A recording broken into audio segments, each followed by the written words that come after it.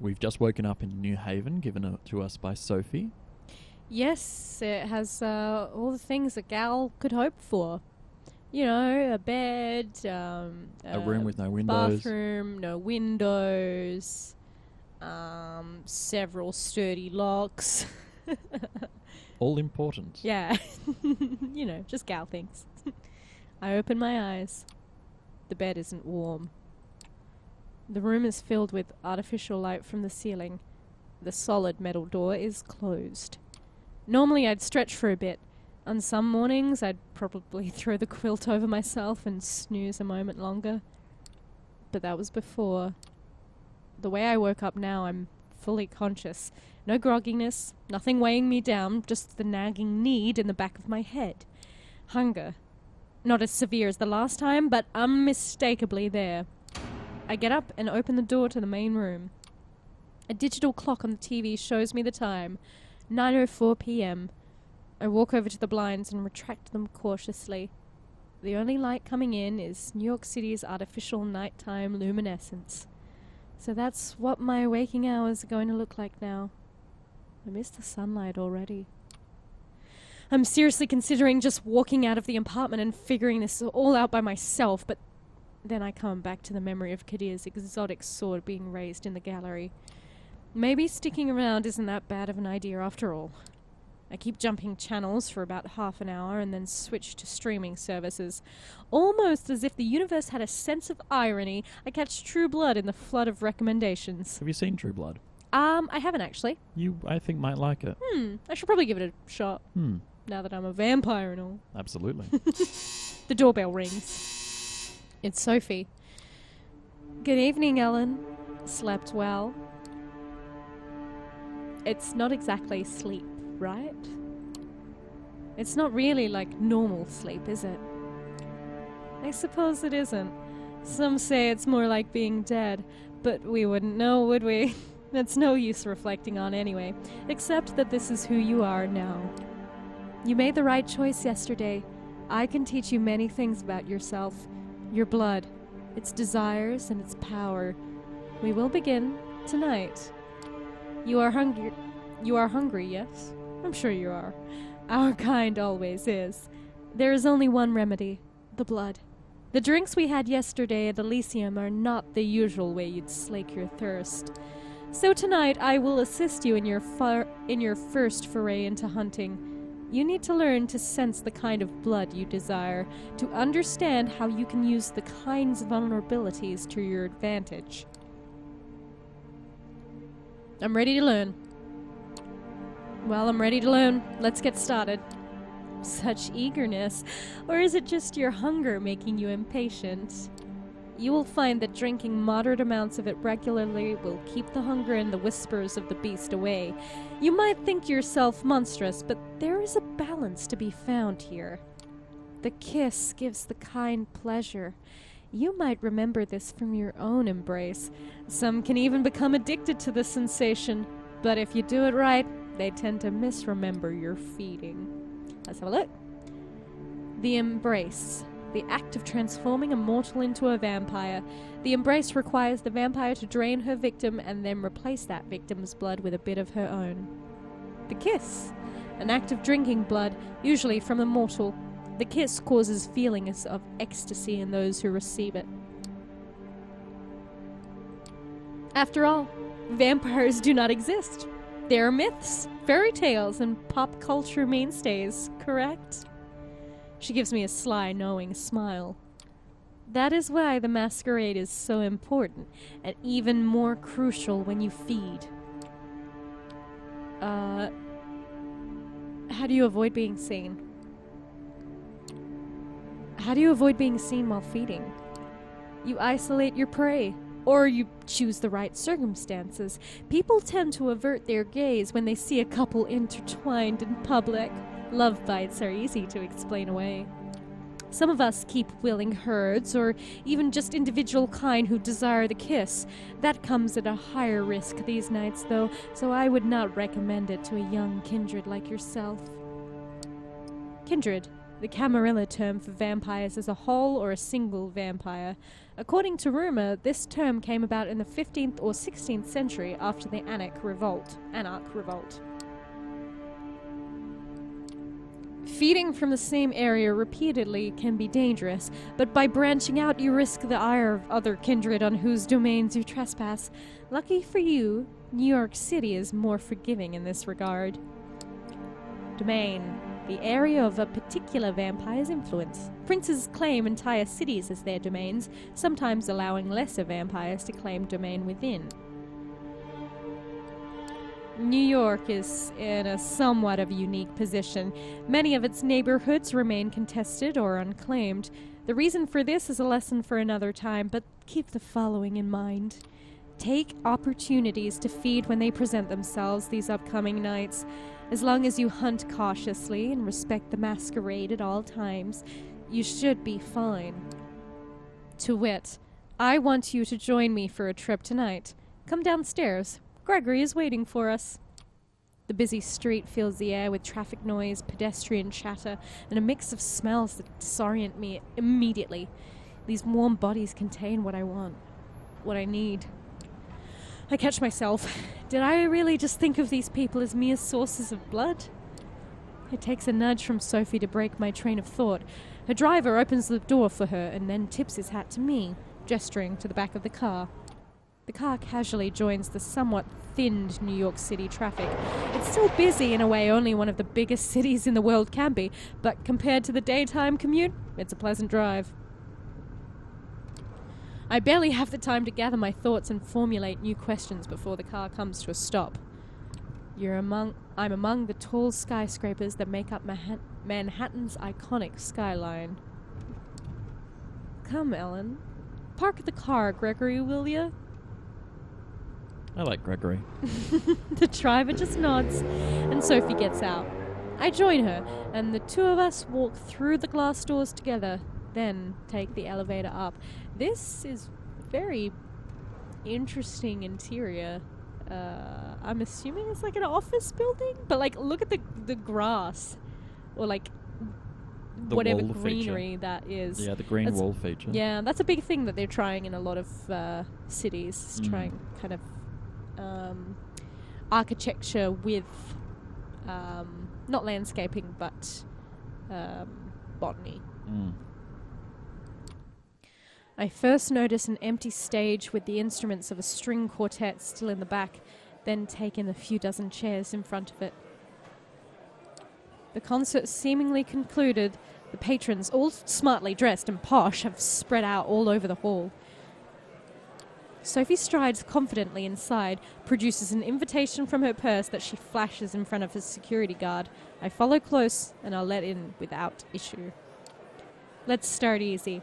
A social setting like this one would usually prove quite challenging to an inexperienced kindred, but consider this evening a small gift from your patron. I'm hoping to procure for you a willing vessel. Just remember what I told you about taking small sips. This one I have a soft spot for. Don't damage her. Now, let's see here. There he is. She notices somebody in the crowd, flashes a heart-melting smile, and suddenly even I feel drawn to her. I haven't thought about it before, but it's laid clear before me in this moment. Sophie is beautiful. Just looking at her is a privilege. Just being with her makes me feel elated. Everybody in the crowd, but especially the man who's almost tripping over himself to reach her, clearly agrees. Edgar, I'm so happy to see you. How is your daughter? Is she with you? Oh, there she is. Julie, my girl, come over, please. There is somebody I'd like you to meet. The young woman who walks across the hall can't be more than 19 years old. It's clear from her mismatched earrings and the partially faded purple hair dye that she doesn't fit this crowd. Do you cast a glance my way, Chris? You do have purple hair. It isn't faded. It isn't faded yet. It's very new. Yeah. And I look great in a in a theatre foyer, in a hall, in a foyer, Yeah. anywhere. Julie, this is Ellen. I think the two of you should get acquainted while I talk business with your dad. Awfully boring stuff, I assure you. I'm positive you'll like each other. The girl gives me a shy smile and nods towards the balcony stairs. I follow, somewhat unsure what it is exactly Sophie expects me to do. I reach a secluded space from which the entire lobby is visible. All eyes are on Sophie. They listen intently, then laugh when she does. Julie saves me the trouble of figuring out the next step. If you're with Sophie, then I guess I mean, that, you know. She puts her wrist to her lips and gives herself a theatrical nip, then looks to me, embarrassed but also hopeful. Oh, what the fuck?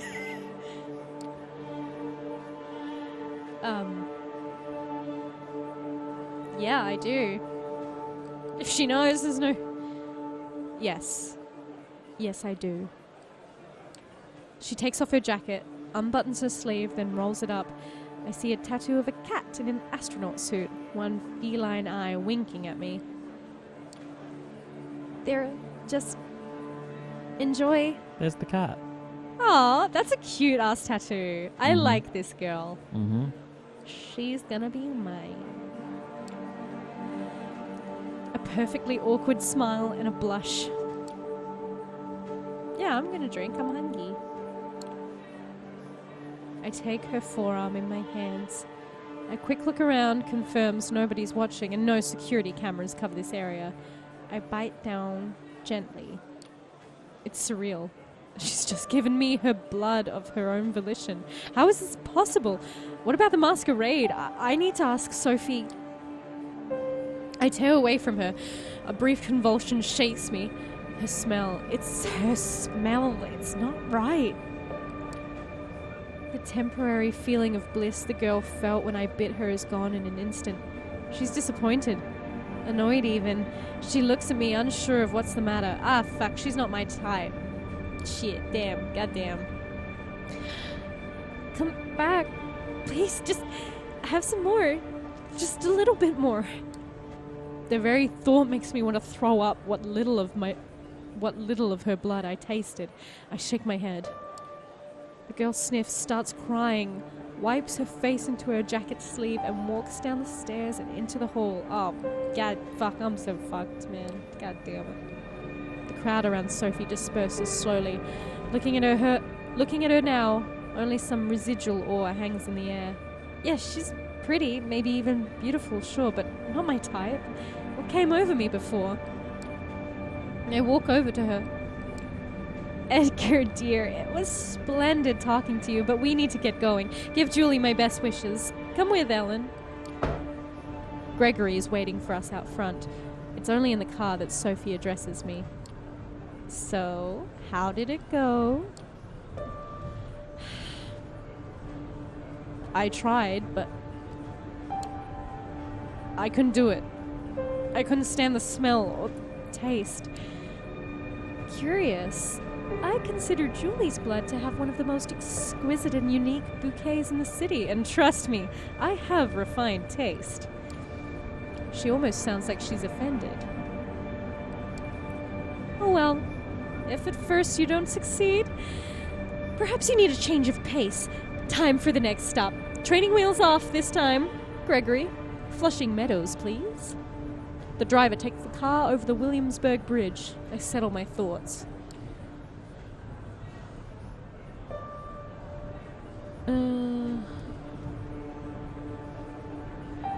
What did you do to the people back there? Those people back at the hall. They were all entranced. Even I was under your spell. What was that? She smiles with satisfaction. That old trick? Just the blood doing my bidding. We all have our talents. Some of them come from the legacy we inherit from our sire. Others can be learned with experience. I can sway people or make them fear me. I see more of the world and in greater detail than some kindred. I can will my body to move with unparalleled precision and grace, and more. So what clan is he? Toreador. Clan of the Rose. Yes. I mean, yeah, I got that already. Yeah. But, like I said, a little bit cheating. Yeah. Well, that's fine. All of these skills make me who I am. They also help me hunt. Do I need my powers to hunt? Yes? So you're saying that it's best to use these talents when hunting? That wasn't me answering your question. That was me just confirming. Oh, yes, sorry, Yeah, sorry. Just for the audience. Yeah. I'm not cheating. Ellen threw this game. Yeah.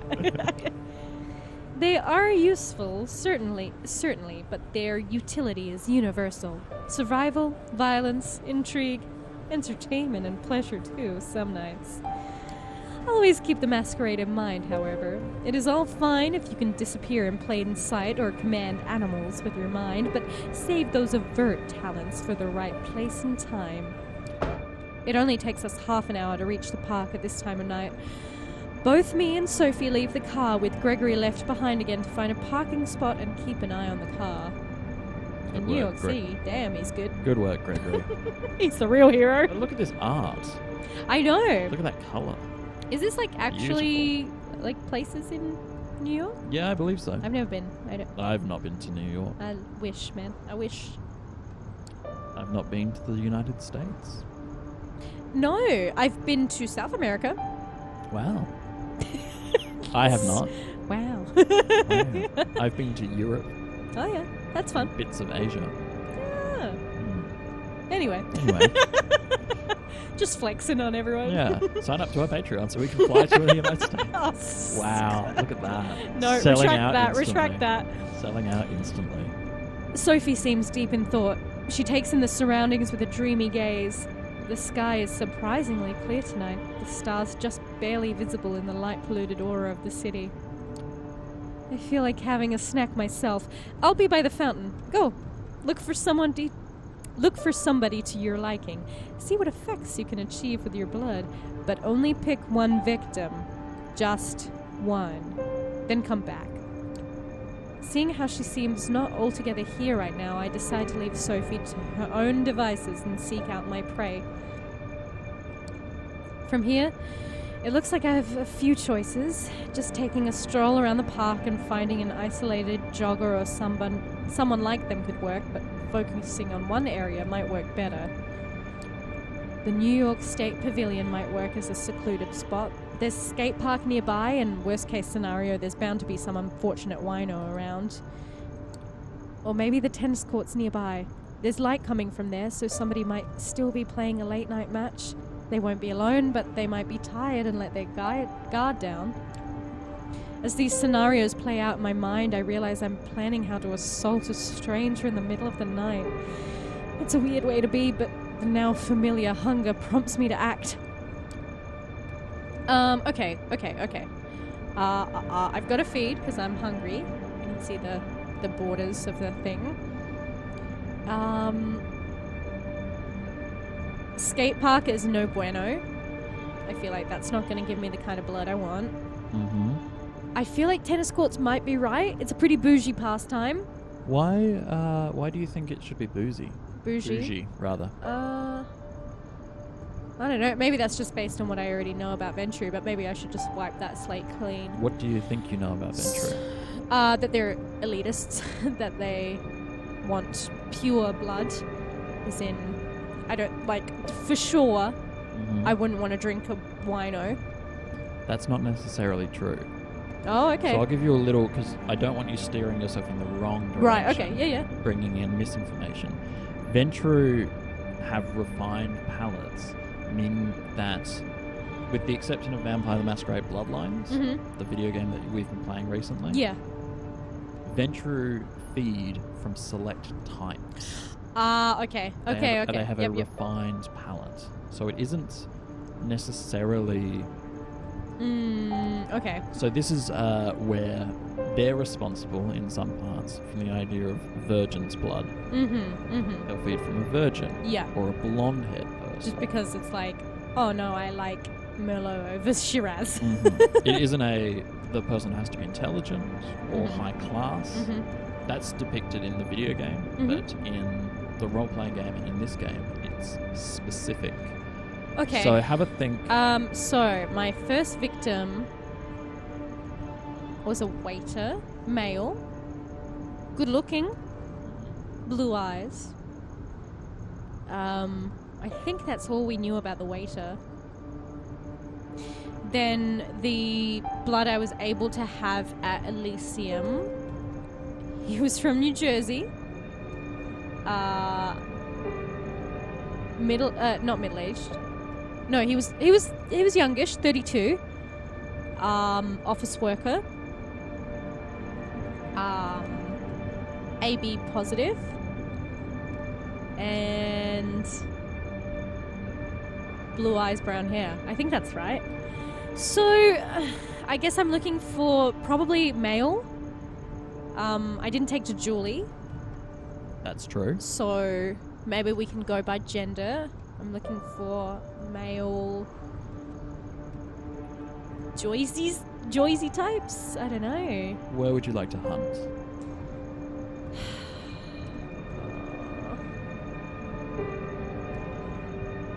I mean, okay, this is my... I'm just talking through it. Maybe what I'm looking for is young, healthy males. Okay. Because, like, to be a waiter, you have to be... You're on your feet. You generally don't... You can't get a job in hospitality if you can't hack. You know? Long days, on your feet, blah, blah, blah. So generally, youngish kind of guys... So young, healthy males. That's what I'm thinking. So I'm thinking tennis courts. I'm thinking, courts. Yeah. Great, let's go to the tennis courts. I thinking my first idea was right. Yeah. I decide the tennis courts are as good a place as any, and I make my way to the bright glow of the lamps illuminating the area. As I guessed, a pair of players, 2 men, fit but older, maybe pushing 60, are finishing up a match. They are the only ones there. It's time to make a move. But they're not young.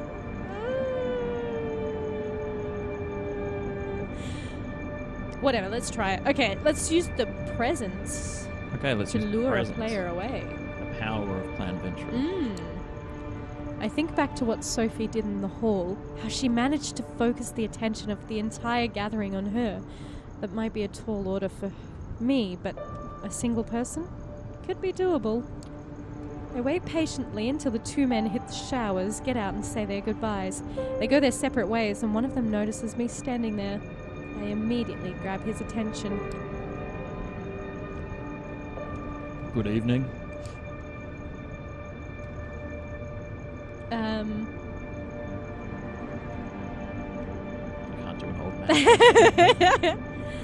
Oh yes, very good. You? Oh yeah, I'm having a blast. You? Won both sets. Not bad for Grandpa. I'll try and do an old voice. He's clearly very happy with himself. I decide there won't be a better moment to strike. Moving closer, casually at first, then closing the distance in a single leap, I sink my fangs into his flesh. It only takes a sip for me to realize my mistake. A taste of mud and bile fills my throat a second time tonight. I push the man away. He stumbles and falls to the ground. I can barely believe my luck. The hunger in me unsated, I leave the courts in a foul mood. As I'm about to walk back to Sophie, a figure emerges from the shadows and stops me in my tracks. A hooded man is looking menacingly at me. What do you think you're doing? Barging in on my turf like this? Lick. Lick? A derogatory lick. A derogatory term, usually used to address young, inexperienced vampires.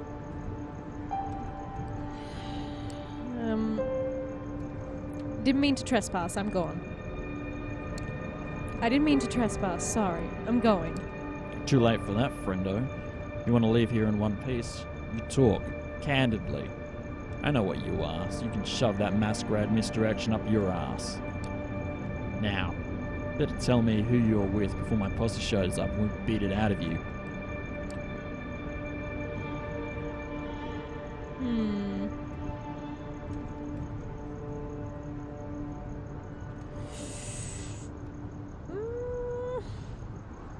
I'm here with Sophie Langley. I came here with Sophie Langley. She's my patron. Doesn't ring a bell. Sounds fancy, though. He licks his lips, exposing his fangs and looking at me voraciously. A nervous tick or an attempt at intimidation? No wonder. What would Cullen Callahan. Callahan. There you go. What would Callahan do if I brought you in, huh? Break your shins? Leave you out to be kissed by the sun? Ah, concrete shoes maybe. He's old school like that. Oh.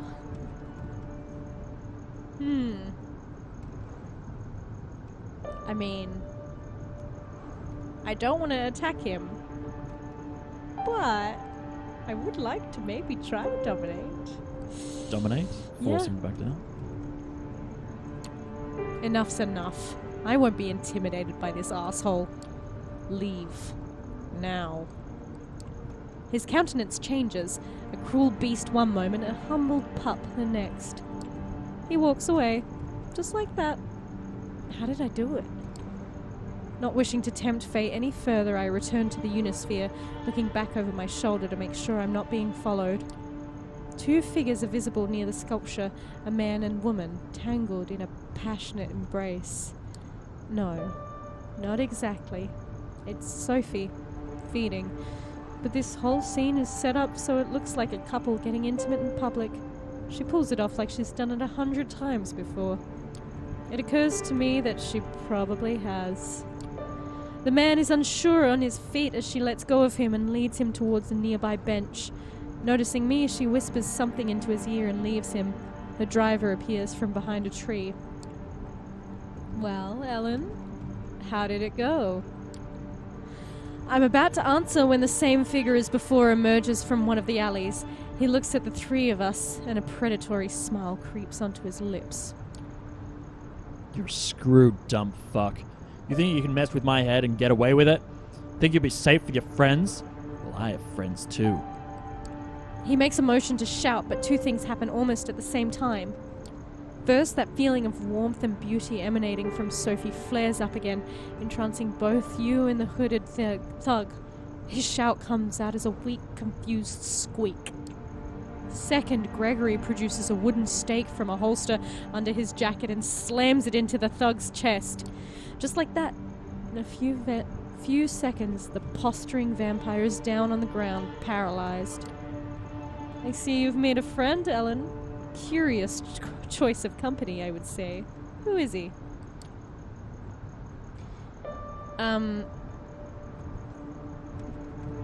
He mentioned a Callahan. He said something about presenting me to somebody named Callahan. Ever heard of him?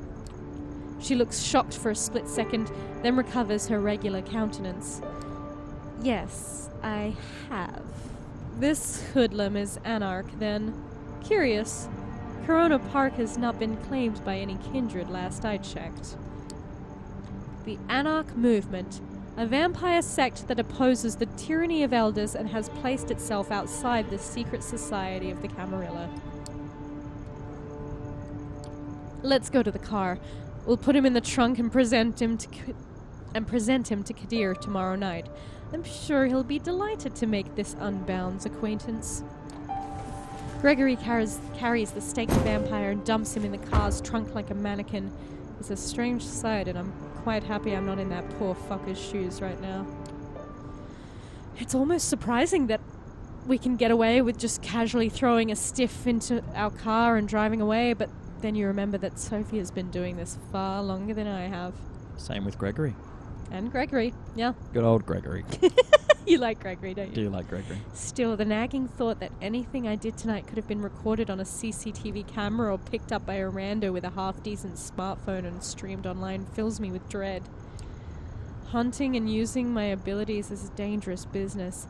It's clear that this whole being a vampire thing has about as many caveats as it has perks. I'm taken out of my headspace by Sophie's voice. I'll pick you up tomorrow night, same as tonight. I have some business to attend to at Elysium, and I expect you to accompany me. Plus, our friend in the back needs to be properly introduced to Kadir and the Prince. I'm sure he'll have some interesting things to say to the court. The social system of a city's kindred, resembling the feudal system of mortals. At the top is the prince. Below them, the members of the Primogen Council. Order in the domain is maintained by a sheriff. The gatherings are organized in secret sanctuaries known as Elysiums. Thanks, dictionary. Her voice is cold, cruel, and nothing like the enchanting personality she showed at the gallery earlier tonight. Sophie is clearly a woman of many faces. What's going to happen to him? The usual, I imagine. Interrogation by Kadir, probably in the basement of the gallery. A quick trial with the prince in attendance if she's there tomorrow night. A swift execution as the verdict. This all sounds eerily familiar to me, and I can't help but feel a pang of guilt when I think about what awaits this guy tomorrow night. You haven't told me how your hunting went. Getting the hang of it, I would hope? It'll take some getting used to. I'll need time to get used to this. It doesn't come naturally. It will. With time. You need to think about it less. No. Well, clearly. I don't know. Maybe she's right. Maybe I overthunk it. Hunting is the one scenario in which you'll do well to trust your instincts. In moderation, of course. She seems distracted, not all there. Her thoughts drift and the car remains silent until I reach my apartment. We will pick you up tomorrow evening. Good night. Just like that, without any further courtesy, Sophie leaves, driven to her apartment by Gregory with a body in the trunk, right in the middle of Manhattan. Did I cross paths with situations like these in the past unknowingly? What other secrets did I pass on the streets without knowing their true nature? My haven is just as I left it hours ago. Although the sun won't come up for some time, I feel tired. I've learned something about myself today, and it'll take time to process. Let's have a look. Haven. A vampire's home or base, where they find sanctuary from the sun. I'm not in the mood for television, and the few books on the shelves in the apartment are either in languages I don't speak or sound like a boring read. Nothing left to do but rest. I settle in the back room, lock the door. A moment of hesitation, but then a decision. This time I turn the light off. I think back to Julie. How many people in this city know about this vampiric society? How many are willing accomplices in sustaining it? And the thug I met in the park? If he's not Camarilla, then what is he? Are there independent vampires? How does that work? More questions. I begin wondering if there's ever going to be a night when I can start crossing them off the list instead of adding to it. I close my eyes. I sink into the now familiar void of nothingness. It greets me with open arms, like an old friend. Bedtime. Bedtime. And we will greet you like old friends in the next episode. As it's time for this one to go to sleep. You calling me old? I'm calling our viewers old. Oh no. Oh no. I'd much rather you insulted me, not them. Sorry everyone. Also sorry Alan. So everyone. Goodness gracious. Alright. Get some shut-eye, everybody. We'll try feeding tomorrow, I guess. I guess. Good night. Bye.